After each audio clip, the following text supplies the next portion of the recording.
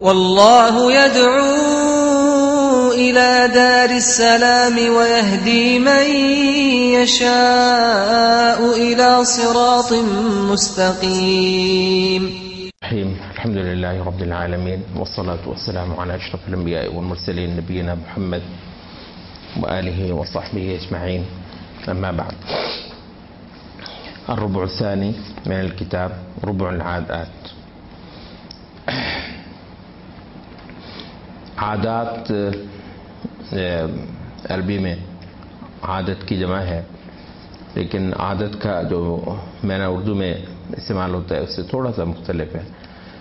ہمارے ہاں عادت جو ہے وہ ہیبٹ کو کہتے ہیں، عربی میں بھی ہیبٹ کو عادت کہتے ہیں، لیکن اصل میں وہ چیز ہے جو بہت زیادہ دہرائی جاتی ہے، جس کو معمول کہتے ہیں. اور عمومی طور پر جو فقہاء کے ہاں اور علماء کے ہاں اس لفظ کا جو استعمال ہوتا ہے عادات، وہ ہے رہن سہن کے معنی میں. تو رہن سہن، تو کیا رہن سہن بھی دین ہے؟ اگر رہن سہن دین نہیں ہے تو پھر دین کیا ہے؟ سوال یہ ہے. ہمارے ہاں تو کبھی یہ بحث نہیں چھڑی مسلمانوں کے ہاں کہ کوئی زندگی کا کوئی مسئلہ ایسا بھی ہے جو دین سے باہر ہے. تو یہ کفر جو ہے وہ آج ہمیں سمجھایا اور پڑھایا جا رہا ہے کہ بہت سارے مسائل ایسے ہیں جن کا دین سے کوئی تعلق نہیں ہے، اور کچھ مخصوص چیزیں ایسی ہیں کہ جو دین سے ہیں. تو ہم یہ دیکھتے ہیں کہ رہن سہن کے معاملے میں، جس کو ہم عادات کہتے ہیں، یہاں نہ صرف ہمارا دین ہمیں پوری رہنمائی دیتا ہے، بلکہ ہمارے جو ائمہ رہے ہیں، جو مربی رہے ہیں، وہ بھی ان معاملات میں ایک مبتدی کو، ایک طالب علم کو، ایک بچے کو، ایک اپنے زیر تربیت شخص کو ان سارے معاملات میں بھرپور رہنمائی دیتے تھے. بلکہ حقیقت یہ ہے کہ کہا جاتا ہے کہ ایک ایک چیز وہ سیکھتے تھے، اور یہ چیز خود رسول اللہ صلی اللہ علیہ وسلم کے حوالے سے بھی بیان ہوئی ہے کہ یہودی جو ہیں وہ اصحاب رسول اللہ صلی اللہ علیہ وسلم سے پوچھا کرتے تھے کہ کوئی تمہارے نبی نے کوئی چیز چھوڑی بھی ہے تمہیں بتانے سے؟ ہر چیز کے معاملے میں ہی کوئی نہ کوئی تم چیز بتا رہے ہوتے. انہوں نے کہا کہ ہاں، کوئی بھی چیز نہیں چھوڑی، حتیٰ کہ بیت الخلاء میں جانا بھی، کہ بھی وہاں پر جانا ہے، بایاں قدم پہلے رکھنا ہے، دایاں بعد میں لے کر جانا ہے، شیاطین سے جو ہے وہ اس وقت اللہ تعالیٰ کی پناہ مانگنی ہے. تو اس کے بارے میں بھی ہمیں ہمارے نبی نے رہنمائی دی ہے. یہ چیز جو ہے وہ وجہ بنتی ہے کہ جو اخلاق سے متعلقہ کتب ہیں ہمارے سلف کی، اخلاق سے متعلق، تزکیہ سے متعلق، تربیت سے متعلق، تو اس کے اندر جہاں عبادات کا خوب ایک اچھا بیان ہے، تو وہاں پر ہی رہن سہن کا بھی اور عادات کا بھی ایک اچھا بیان ہے. اب ہم شروع کرتے ہیں باب فی آداب الاکل والاجتماع علیہ والضیافت ونحو ذلک. کھانے پینے سے متعلق آداب اور کھانے پینے پر جو اکٹھا ہونا ہے اس سے متعلقہ، اور ضیافت، مہمانداری، میزبانی، اس سے متعلق. یہاں پر بھی ایک چھوٹا سا مقدمہ ہم بیان کرتے چلیں. وہ یہ ہے کہ یہاں ہمارے ہاں بہت زیادہ ایک جو ٹرینڈ بنا ہوا ہے خاصی دیر سے کہ جی اگر کوئی چیز کھانے پینے وغیرہ سے متعلق دین ہے تو وہ زیادہ سے زیادہ اس چیز سے ثابت ہوگی کہ آپ ہمیں حدیث بتا دیں. ظاہر ہے کہ حدیث کے اندر بھی ایک اچھا بیان ہے ان ساری ہی چیزوں سے متعلق، لیکن ہم جو ہے وہ اس چیز پر اکتفا نہیں کرتے. وہ ریسرچ کی بات ہے. تو جب آپ کو احادیث سے ہی یہ ساری چیزیں بتائی جائیں گی اور کسی وقت اس پر لمبی بحث ہو جائے گی کہ یہ حدیث صحیح ہے، یہ حدیث ضعیف ہے، تو وہ ایک تحقیقی معاملہ ہو جائے گا، وہ ایک اور چیز ہے. ہم کیا کہتے ہیں؟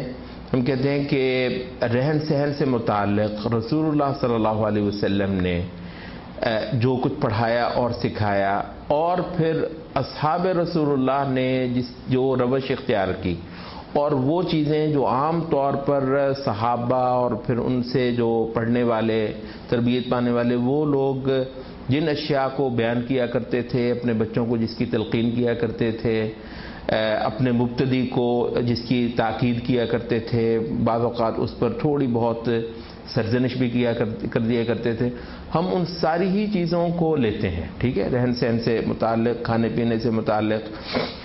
تو اس کتاب کے اندر ظاہر ہے کہ ہم اس چیز پر اکتفا نہیں کریں گے کہ جی اس چیز میں تو یہ حدیث کوئی ہے، یہ ملتی ہے نہیں ملتی، ہم حدیث سے بھی لے رہے ہیں، یہاں پر کسی وقت بیان کر دیں گے کہ یہ حدیث ہے، کسی وقت یہ ذکر بھی نہیں کریں گے کہ یہ حدیث ہے، مگر وہ سارے کا سارا جو دور سلف میں جو ہمارا جو رہن سہن ہے، جو ہماری جو پہچان ہے، اور قوموں کے مابین ہمارا جو کوئی امتیاز رہا ہے، اور جن چیزوں کو نسل در نسل منتقل کیا جاتا تھا، تو ان چیزوں کو ہم بھی یوں ہی بیان کر دیں گے، اور اس کے بارے میں ہم بالکل یہ شرط نہیں لگائیں گے کہ یہ صرف اور صرف حدیث سے ثابت ہے، اگر نہیں ہے تو مجھے اس سے غرض نہیں ہے کہ صحابہ کیا کرتے رہے اور دوسرے جو صالحین ہیں قرون سلف کے اندر وہ ان معاملات میں کیا روش اختیار کرتے رہے ہیں۔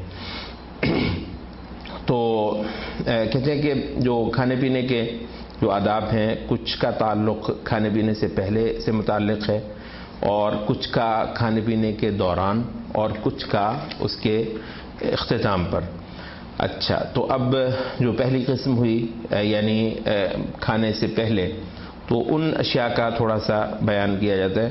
بہت ساری چیزیں آپ نے سنی بھی ہوں گی، لیکن یہ ہے کہ جب یہ ایک تلقین ہے اور جب یہ ایک ہدایت ہے تو اس کو مطلب ہے ہم پورے کو ہی بیان کرنے کی کوشش کریں گے، وہ اس میں ہم اختصار رکھیں گے۔ کھانے سے پہلے ہاتھ دھو لینا، جیسا کہ حدیث میں بھی آتا ہے۔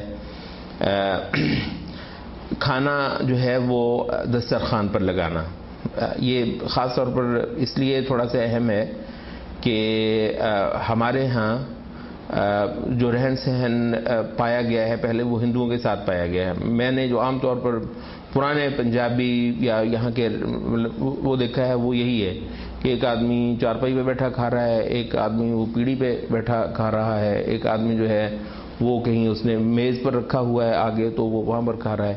تو وہ بولتے اکٹھے کھانے کا کوئی تصور نہیں ہے۔ پھر یہ ہے کہ سفرہ بچھانا، سفرہ کہتے ہیں کوئی کپڑا، کوئی صاف ستھری چیز نیچے زمین پر بچھا لینا، تو اس پر کھانا دھرنا، یہ نبی صلی اللہ علیہ وسلم کی سنت ہے، یا کم از کم یہ ہے کہ رسول اللہ صلی اللہ علیہ وسلم کے فعل سے قریب تر ہے۔ امام غزالی کہتے ہیں بنسبت مائدہ کے، یہ سفرہ اور مائدہ میں کیا فرق ہے؟ مائدہ کہتے ہیں کسی کوئی لکڑی وغیرہ پر رکھی ہوئی جو کوئی چیز ہوتی ہے اس کو مائدہ کہتے ہیں، اور جو زمین پر بچھا ہوا کپڑا ہوتا ہے اس کو سفرہ کہتے ہیں۔ رسول اللہ صلی اللہ علیہ وسلم کا جو فعل ہے وہ سفرہ سے متعلق ہے، مائدہ کا نبی صلی اللہ علیہ وسلم سے کوئی ایسا ملتا نہیں ہے۔ تو بعد میں یہ وہ ہوتا تھا زیادہ تر شامی جو کلچر میں پایا جاتا تھا، تو وہ یہ ہوتا تھا کہ تھوڑا سا زمین سے اٹھا ہوا، اتنا سا جو ہے وہ اٹھا ہوا، تو وہ مطلب میز نما چیز ہوتی تھی تو اس پر کھاتے تھے۔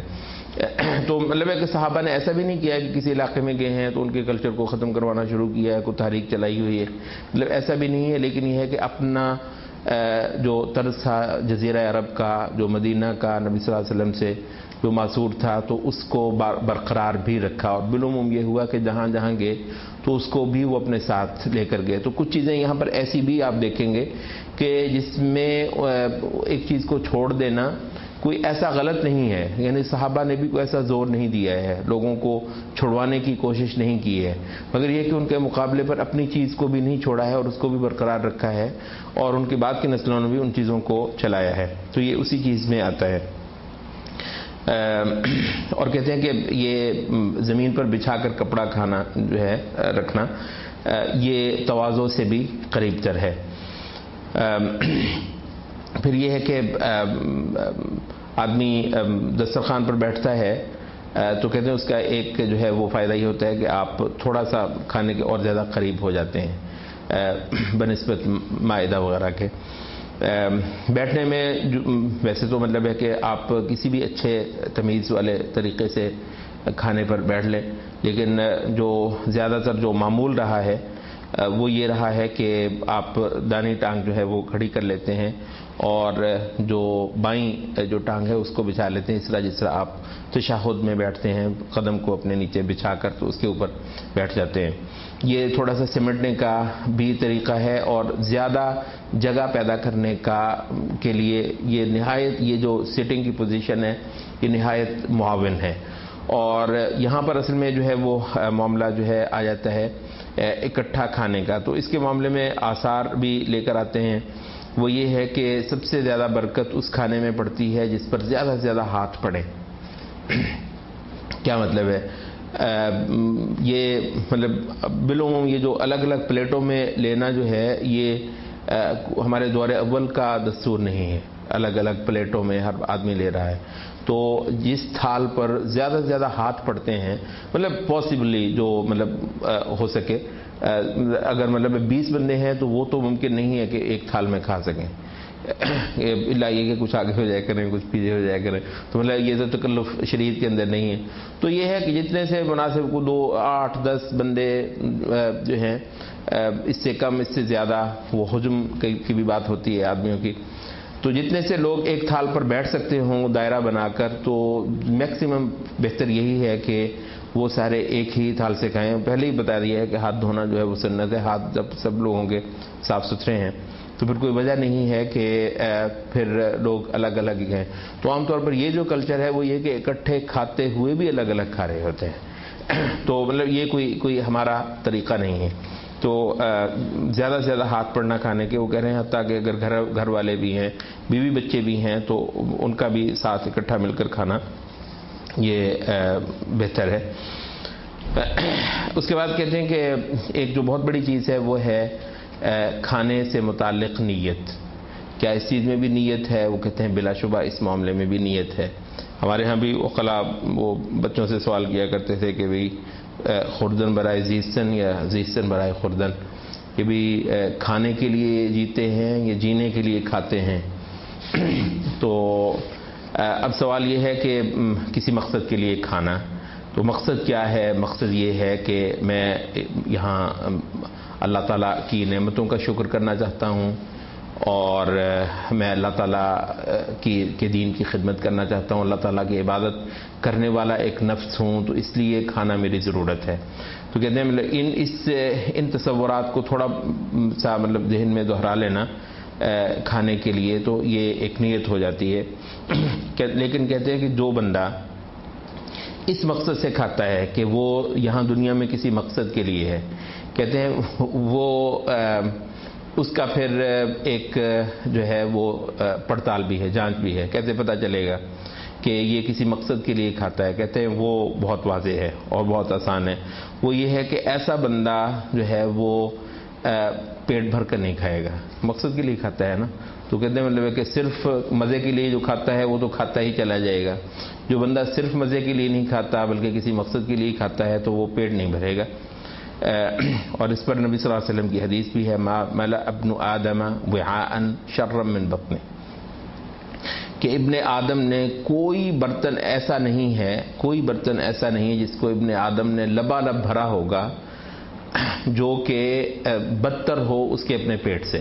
یعنی پیٹ آدمی کا وہ بدترین برتن ہے جس کو لبالب بھر لیا جاتا ہے. حسب ابن آدم اکلات یقمن صلبہ، ابن آدم کے لیے کچھ لقمے بڑے ہی کافی ہیں جو کہ اس کی پیٹھ کو سیدھا رکھتے ہیں. ٹھیک ہے، مطلب اتنا نہ ہو کہ وہ بیچارہ کولیپس ہو جائے. فإن كان لا محالہ، اگر کھانا ہی ہے کچھ زیادہ تو بھی یہ ہے کہ فثلث لطعامہ، تو تیسرا حصہ کھانے کے لیے، وثلث لشرابہ، تیسرا حصہ اس کے پینے کے لیے، وثلث لنفسہ، اور تیسرا حصہ ایک تہائی جو ہے اس کے سانس لینے کے لیے. کہتے ہیں اسی کا ایک اور پڑتال ہے، وہ یہ ہے کہ آدمی کھائے گا بھی اس وقت جب اس کو بھوک لگی ہوئی ہوگی. مطلب بھوک ہے نہیں ہے، کھانا یہ بامقصد لوگوں کا شیوا نہیں ہے. اسی طریقے سے کہتے ہیں کہ یہ جو بندہ اس کا کرتا ہے ویسے وہ عام طور پر طبیبوں اور ڈاکٹروں کا بھی ضرورت مند نہیں رہتا ہے. ایک اور ادب ہے کھانے کا، وہ یہ ہے کہ کوئی اگر بہت ہی ہلکا قسم کا کوئی پکوان ہے، وہ بہت اچھا نہیں ہے، زیادہ قیمتی پکوان نہیں ہے، تو اس کو حقیر مت جانیں. یعنی ہر کھانے کی چیز اللہ تعالیٰ کی نعمت ہے، اس کو حقیر جاننا یہ تقویٰ کے منافی ہے. اچھا، یہ دوسری قسم آ گئی. اب یہ ہے کہ دوران کھانے کے دوران جو آداب ہیں وہ یہ ہے کہ بسم اللہ پڑھ لی جائے شروع میں، اور آخر میں اللہ تعالیٰ کا شکر کیا جائے. اس پہ بعد میں بھی تھوڑی سی بات آئے گی.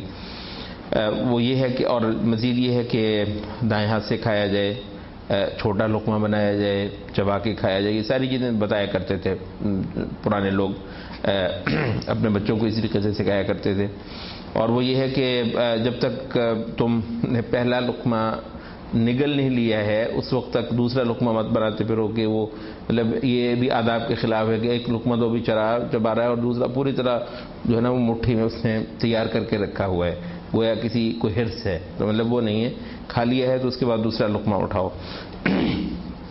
اور مزید یہ ہے کہ کھانے میں عیب مت بیان کرو، یہ نبی صلی اللہ علیہ وسلم کی سنت کے اور معمول کے منافی ہے. پسند آ گیا ہے تو کھا لو، پسند نہیں ہے، کسی کو کوئی کھانا پسند ہوتا ہے تو مطلب ہے کہ یہ کیا ہے، مطلب اس کو اس کا عیب نکالنا یہ مطلب بالکل غلط ہے.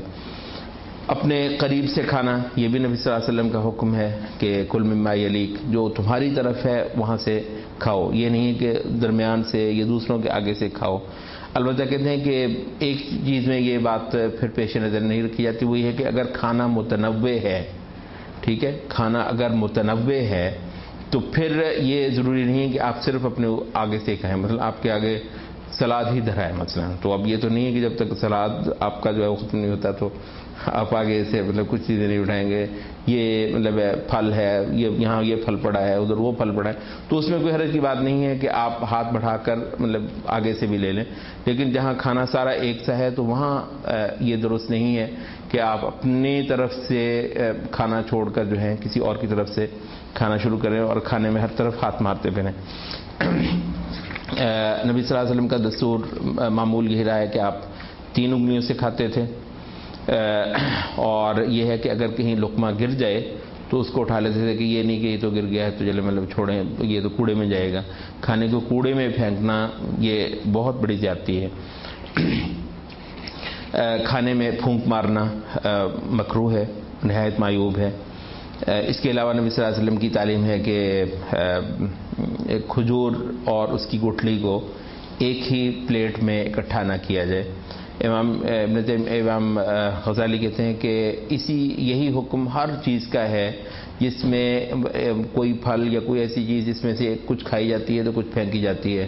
کسی چیز کا چھلکا پھینکا جاتا ہے، کسی چیز کی گٹھلی پھینکی جاتی ہے، کسی چیز کے بیج پھینکے جاتے ہیں، تو اس کو اسی پلیٹ میں رکھنا صحیح نہیں ہے. بلکہ یہ ہے کہتے ہیں کہ نکالتے ہوئے بھی تمیز اور ادب سے نکالا جائے اور اس کو کسی اور برتن میں رکھا جائے.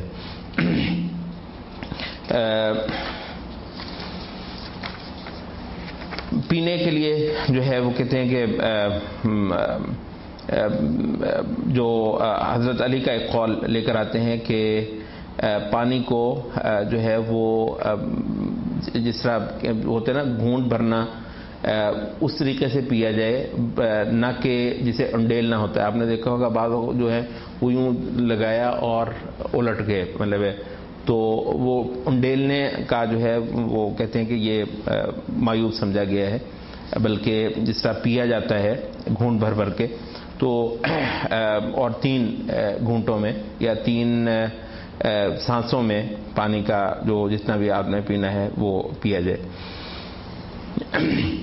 کھانے میں پینے کے دوران اسی میں سانس لینا یہ درست نہیں ہے. وہ پہلے وہ پھونک کے معاملے میں بھی ہم نے بات کی کہ کھانے میں پھونک مارنا یا پینے میں درمیان کے اندر سانس لینا یہ اچھا نہیں. تیسری جو قسم آ گئی وہ یہ ہے کہ کھانے کے بعد تو وہ یہ ہے کہ بھوک رکھ کے ہی چھوڑ دیا جائے کھانا اور اپنی انگلیوں کو چاٹ لیا جائے، اور جس برتن میں آپ کھا رہے ہیں اس کو بھی چاٹ لیا جائے، اس کو مطلب بالکل صاف جو ہے وہ کر کے انگلی سے پھیر کے، تو اس میں کھانے کا کوئی پارٹیکل جس حد تک ممکن ہے نہ چھوڑا جائے، اور اللہ تعالیٰ کا شکر ادا کیا جائے۔ حدیث کے اندر آتا ہے کہ ان اللہ لا یرضی عن العبد ان یأکل الاکلۃ فیحمدہ علیہا، اللہ تعالیٰ کو یہ بات خوش کر جاتی ہے کہ آدمی کھانا کھائے تو اس کے بعد اللہ تعالیٰ کا شکر کرنا شروع کر دے، ویشرب الشربۃ فیحمدہ علیہا، اور پی لے تو اس کے بعد بھی اللہ تعالیٰ کا شکر کرنے لگ جائے۔ تو مطلب کھانے کے بعد، پینے کے بعد شعور کے ساتھ چند لمحات اللہ تعالیٰ کے شکر کے لیے اور اس کی حمد کے لیے ضرور مخصوص کر لیے جائیں۔ اور اس کے علاوہ کھانے کے بعد ہاتھ دھونا اور چکنائی کو ہاتھوں سے دور کرنا، یہ بھی کھانے کے آداب میں شامل ہے۔ اچھا، کھانے سے متعلق اجتماع، لوگوں کا اکٹھا ہونا اور اس میں شرکت کرنا، اس میں کہتے ہیں کہ جو ہمارا مسلمانوں کا جو معمول رہا ہے وہ یہ ہے کہ آدمی کھانا شروع نہ کرے جب تک کہ جتنے زیادہ سے زیادہ لوگ جو کھانے والے ہیں جہاں تک ممکن ہو سبھی کا انتظار نہ کر لیا جائے۔ یہ ہے کہ وہ ایک ہے تو کھانا شروع ہو گیا ہے تو وہ صحیح نہیں ہے، الا یہ کہ کوئی مریض ہے یا کوئی کسی کا کوئی خاص مسئلہ ہے تو وہ الگ ہے۔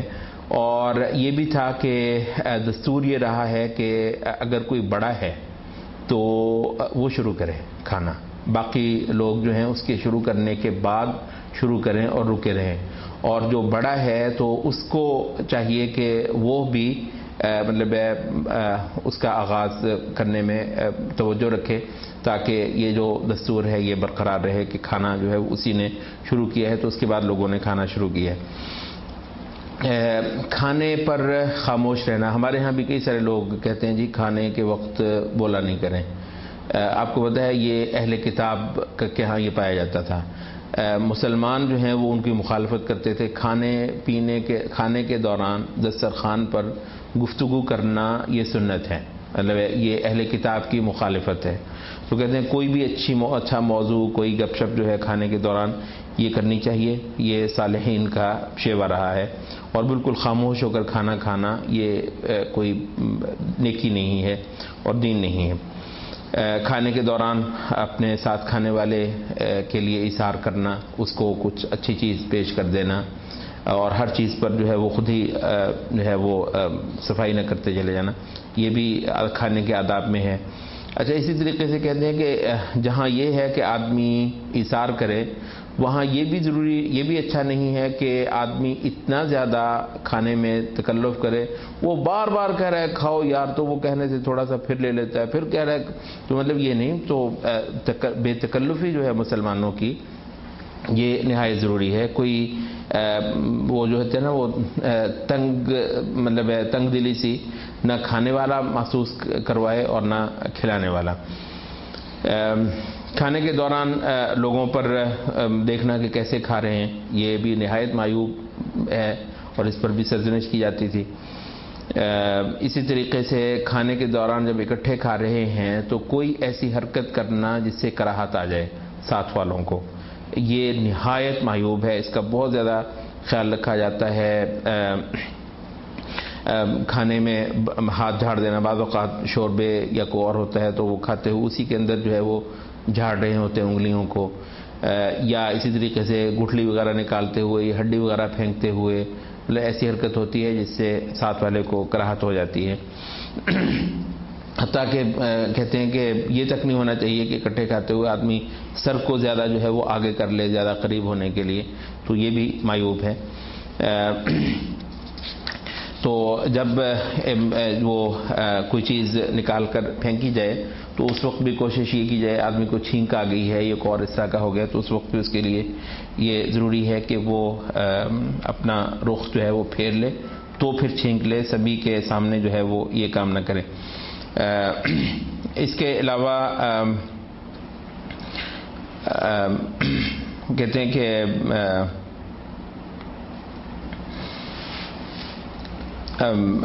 یہ تک مطلب ان چیزوں تک کی جو ہے نا وہ تفصیل بتاتے ہیں امام غزالی، بالکل جیسے بچوں کو پڑھایا جاتا ہے کہ یہ تک نہ کرو کہ وہ جو چکنائی والا کوئی لقمہ ہے اس کو سرکے میں یوں ڈبو دو کہ چکنائی تھوڑی سی سرکے میں چلی جائے گی، دوسرا بندہ اس سرکے میں جو ہے وہ لقمہ لگاتے ہوئے کچھ کراہت محسوس کرے گا. یہ سرکے والا لقمہ جو ہے وہ چکنائی والے برتن میں مطلب ڈالو گے تو سرکہ تھوڑا سا چکنائی والے میں چلا جائے گا. آپ کو پتہ ہے چکنائی سرکے سے الگ رہتی ہے اور سرکہ جو ہے وہ چکنائی سے الگ رہتا ہے, تو وہ تھوڑا سا نا مطلب ہے کہ اس کا جو مطلب دیکھنے میں پھر وہ اچھا نہیں لگتا ہے. تو اس چیز سے مطلب یہ ہمارے ہاں اس کی مثال یوں لے لیجئے کہ بعض اوقات آپ کھاتے ہوئے وہ مطلب دہی یا چٹنی والا جو لقمہ ہوتا ہے وہی آپ سالن میں لگاتے ہیں, تو وہ تھوڑا سا چٹنی جو ہے وہ سالن کے ساتھ لگی ہوئی ہوتی ہے. سالن کو لگا کر آپ چٹنی میں لگاتے ہیں تو ساتھ والا بندہ جو ہے نا وہ بالکل صاف ستھرا نہیں پاتا نا پورا کھانا. تو یہ تک کہتے ہیں کہ یہ معیوب ہے.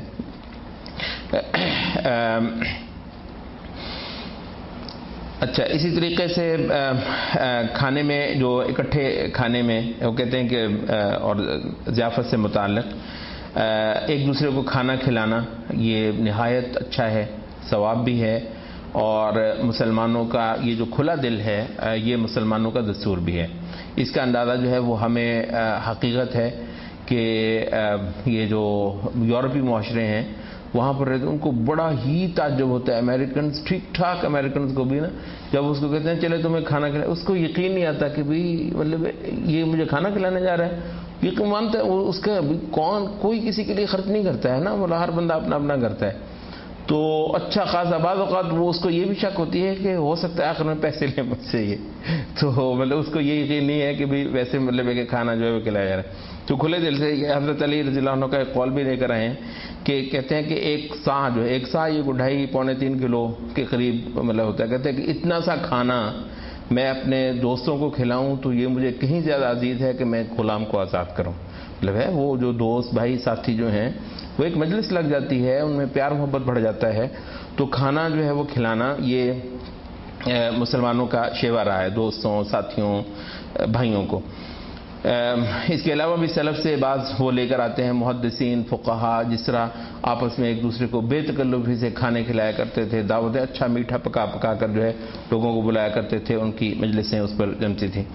اچھا, کہتے ہیں کہ اس میں البتہ یہ ہے کہ ضیافت میں جو آسانی سے پیش کیا جا سکے وہ پیش کرتے تھے. وہ تکلف کرنا, جا کر بھاگے جا رہے ہیں, پتہ نہیں کہاں سے خریدنا ہے, کہاں سے حاصل کرنا ہے, وہ کیا کہے گا کچھ چیز, یہ بھی غلط ہے. مطلب کیا کہے گا کیا مطلب ہے, جو آسانی سے میسر ہے وہ چیز پیش کرو. بھائی ہے یہ تو اخوت رکھنی ہے نا, تو ہم نے وہ تھوڑی کرنا. یہ سارے ہی تکلفات اور جو ہے یہ ایک غیر طبیعی زندگی ہوتی ہے کہ جس میں آپ جان سے گزر جاتے ہیں کیونکہ کوئی بندہ جو ہے وہ آپ کے یہاں آیا ہوا ہے اور آپ اس کے لیے کچھ ایسا کرنا چاہ رہے ہیں, یا تو اپنی عمارت کا اس پر روب جھاڑنا چاہ رہے ہیں, یا پھر یہ ہے کہ ہم یوں ہوتے ہیں اس میں دکھاوا ہوتا ہے. تو دکھاوا بھی مسلمانوں کا شیوا نہیں ہے. تو پیش کرنے میں بالکل تکلف نہیں کرنا چاہیے. اور حتیٰ کہ یہ بھی نہیں ہے کہ گھر میں اگر خاصا کچھ پڑا ہے تو وہ بھی ضروری نہیں ہے کہ سارا کچھ ہی لا کر رکھا جائے. مطلب ایک مناسب سا جتنا سا بے تکلفی سے پیش کیا جا سکے اتنا پیش کر دینا چاہیے. اچھا, دوسری طرف کہتے ہیں کہ جو زائر ہے یا جو مہمان ہے اس کو البتہ دوسری طرف اس کے لیے صحیح نہیں ہے کہ وہ فرمائشیں کرے یار وہ چیز لے آؤ. تو مطلب یہ جو ہے اس کے لیے مناسب نہیں ہے. بلکہ اگر کسی وقت اس کو چوائس دیا جا رہا ہو کہ یہ لے آئیں یا یہ لے آئیں, تو اس کے لیے مناسب یہ ہے کہ جو زیادہ آسانی سے اس کے خیال میں لایا جا سکتا ہے وہ چوز کرے, نہ کہ وہ جو زیادہ مشکل ہے یا زیادہ مہنگا ہے یا زیادہ نایاب ہے. تو اگر کسی وقت اس کو چوائس دیا بھی جائے تو وہ آسان تر چوائس کو اپنے میزبان کے لیے اختیار کرے. سوائے کہتے ہیں ایک بات کے کہ جس میں واقعہ وہ چاہتا ہے کہ اگر وہ جو ہے وہ مشکل چیز کو پسند کر لے گا تو اس کا میزبان بہت ہی خوش ہوگا. کہتے ہیں مطلب جس طریقے سے امام شافعی ایک بار جو ہیں وہ ابو علی حسن زعفرانی ایک محدث بھی تھے, فقیہ بھی تھے اور امام شافعی کے شاگرد تھے. بلکہ کہا جاتا ہے کہ جب بھی امام شافعی کے مجلس میں متن پڑھا جاتا تھا تو امام احمد ابن حنبل وغیرہ جیسے لوگوں کے ہوتے ہوئے بھی تو زعفرانی جو ہیں وہی پڑھتے تھے. آپ نے دیکھا ہو نا استاد کے سامنے عبارت پڑھتا ہے ایک شاگرد, باقی سارے سنتے ہیں, پھر استاد جہاں جہاں اس کو روکتا ہے درمیان میں شرح کرتا چلا جاتا ہے. تو مطلب یہ زعفرانی جو تھے امام شافعی کے ان خاص الخاص شاگردوں میں تھے کہ ان کی مجلس میں ہمیشہ عبارت یہی پڑھتے تھے. اور یہ ایک بہت امیر کھاتے پیتے آدمی تھے. کہتے ہیں کہ ایک بار امام شافعی جو ہے وہ زعفرانی کے ہاں مہمان ٹھہرے، تو وہ ان کا جو ہے وہ معمول یہ تھا کہ ہر جمعے کو جو ہے وہ کھانوں کی جو بھی ان کو چاہیے ہوتے تھے نا اس ہفتے، کہ یہ پکنا چاہیے، یہ پکنا چاہیے، تو وہ ایک کاغذ پر لکھ کر تو کنیز کو تھما دیا کرتے تھے. تو کہتے ہیں وہ کاغذ پر لکھ کر وہ کنیز کو دے رہے، تو امام شافعی نے کہا ادھر لاؤ کاغذ، تو لایا، تو اس پر انہوں نے بھی کوئی کھانا لکھ دیا. کہتے ہیں وہ زعفرانی اتنے خوش ہوئے اس پر کہ جس کی حد نہیں ہے. ہاں اگر آپ کو کوئی ایسا اندازہ ہے کہ آپ کی کسی خاص فرمائش سے کسی اس کا دل کھل اٹھے گا، ہاں تو پھر کوئی حرج کی بات نہیں ہے، پھر ایسا جو ہے وہ کر لیا جائے. اس کے علاوہ جو آداب بتا رہے ہیں وہ یہ ہے کہ اگر کچھ لوگ کہیں پر کھا رہے ہیں تو ان کے پاس مت جاؤ، مطلب وہ امبیرس سے ہو جائیں گے، بہتر یہ ہے کہ وہاں پر نہ جاؤ. البتہ یہ ہے کہ اگر کسی وجہ سے آپ چلے ہی گئے ہیں، آپ نے دروازہ کھول لیا، مطلب وہ بیٹھے ہیں، تو اب اگر وہ دعوت دیتے ہیں تو کہتے ہیں تمہارے لیے یہ ضروری ہے کہ یہ دیکھو کہ انہوں نے لحاظ ملاحظے میں کہا ہے کہ جی آؤ ہمارے ساتھ کھا لو، تو پھر نہ کھاؤ ان کے ساتھ. اگر وہ تم دیکھو کہ واقعتاً وہ یہ چاہ رہے ہیں کہ آپ ان کے ساتھ کھائیں ہی، پھر تمہیں چاہیے کہ ضرور ان کے ساتھ کھا لو. اسی طریقے سے آپ اپنے کسی دوست ساتھی کے گھر میں اس کی غیر موجودگی میں گئے ہیں، تو آپ کے لیے بہتر نہیں ہے کہ آپ اس کے گھر سے کھانا کھا کے چلے جائیں. کھانا پڑا ہے تو آپ کے میں کھا کے چلے جائیں. تو الا یہ کہ یہاں پر بھی کہتے ہیں کہ البتہ آپ کو اگر یہ محسوس ہوتا ہے کہ وہ آپ کے اس بے تکلفی سے اس کی غیر موجودگی میں بھی اس کے گھر سے کوئی چیز اٹھا کے کھا لینے سے اس کو بہت ہی خوشی ہوئی ہے، اس کو مطلب بہت ہی اس کے لیے مسرت کی بات ہے، تو پھر کوئی حرج کی بات نہیں ہے کہ یہ کیا جائے. آخری بات جو ہے وہ کہہ رہے ہیں کہ کھانا جو ہے سلف کہا کرتے تھے کہ لا تأکل الا طعام تقی ولا یأکل طعامک الا تقی، صرف نیک آدمی کے ہاں کھانا کھاؤ اور صرف نیک آدمی تمہارے ہاں کھانا کھائے. کہتے فساق، گندے، بدکار جو لوگ ہیں ان کو کھانا کھلانا اور ان کے لیے تکلفات کرتے پھرنا یہ بھی سلف کا دستور نہیں رہا ہے. کوئی خاص مجبوری ہوگی ہے، اس کو دعوت مل جائے گی، فائدہ ہو جائے گا، وہ ایک اور بات ہے، ورنہ اصل یہ ہے کہ آپ صرف نیک لوگوں کو ہی کھانا کھلانے کے روادار ہوں. سبحانک اللہم و بحمدک.